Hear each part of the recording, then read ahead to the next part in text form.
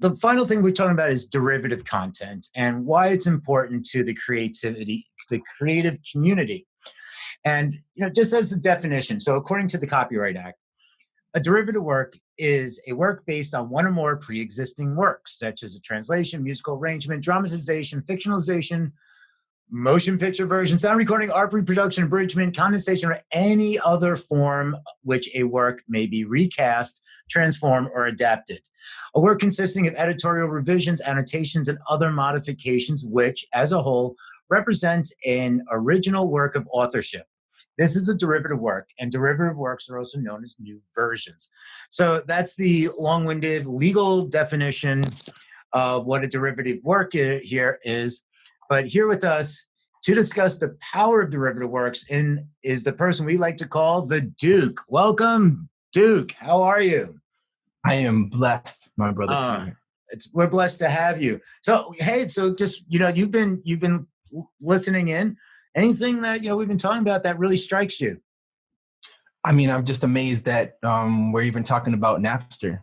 And I just remember, how long ago it was, and that, I just didn't even know they still existed. So to me, that's amazing right there. And then what Aisha was saying is that's just so much heart and love, the importance of creating and living versus focusing on, okay, when it's done, this is what matters. And that ultimately doesn't matter. It's really about this moment right here. It's like you're already looking towards the next meal when you should just be worried about is there enough sauce on the food that you have on your fork right now? You know what I'm saying? Yeah, exactly. It's important. So, last week we talked about saying creative, and you were saying creatives are going to be creative. It's whether you're in lockdown, because we're used to being in lockdown, but a lot of times, a lot of creativity comes out from pre-existing works and the inspiration and influence from that. And that's where we get derivative works. So, tell us more what you're thinking about with talking about the power of derivative works. Yeah, so it's once this quarantine hit, it was okay, you're locked down in this room now, and what are you gonna create? So I had to create things because I'm a creator. So I just started going into YouTube. Shinobi Ninja, I've had some a decent amount of success with the band. You have over 100,000 subscribers on YouTube.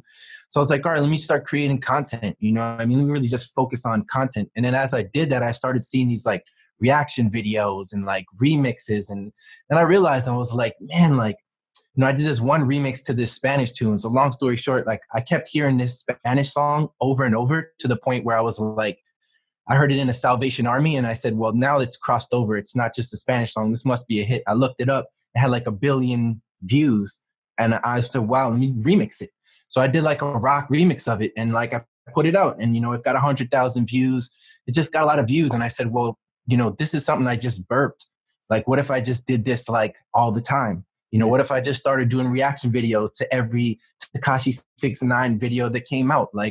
That stuff counts. And, and then I started seeing the strategy of other people where they're guys would put out 100 reaction videos and build their whole channel on that. And then their 101st video would be their own original song.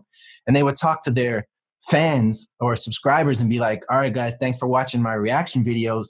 Now I'm going to drop a real song. And then if you can have 1 million subscribers or 100,000 subscribers and 500 people buy your single because they've watched all your reaction videos, that's good. And all you had to do is just react to things that already existed or remix things that already existed. And, being an artist, I was nah, man, I don't want to cover other people's songs. I want to write my own songs. Mm-hmm. But it's, it's a certain maturity that it takes to say, okay, well, you've written 1,000 songs. Why don't we do the first remix? You know what I mean? And keep the ratio of that derivative content and using that as a way to bring people in, because there's a conversation that's happening, and it might not be, like Aisha said, it might not be the album that you just created, but if you can connect to something that's already happening, you put yourself in the stream, and you can drink from that water. Exactly. And something that's really interesting, how it's kind of come full circle. What you're saying, from the music side, what years ago, it was the creation of the supergroup. And that would bring in fans from all the other groups to the super group. And then then you get into more the 90s. And then there was the collaborations. That started becoming the collaboration era and into the 2000s. So you want to attract a new audience. You're hey, let's bring in the singer for a feature. and then remixes, and you go into girl talk and all that. That's a whole different story, and that going back to the legal copyright issues, what is defining what a derivative work is.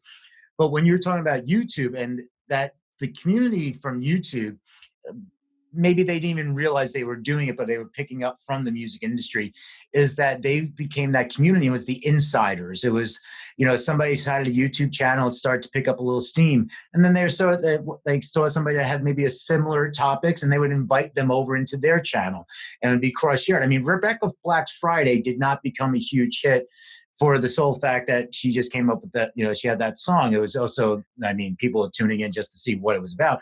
But then you saw other people chiming in. So here's another YouTuber song person, or somebody doing a cover song, and they would all show up in each other's videos. And then that's how they all they blew up in a sense.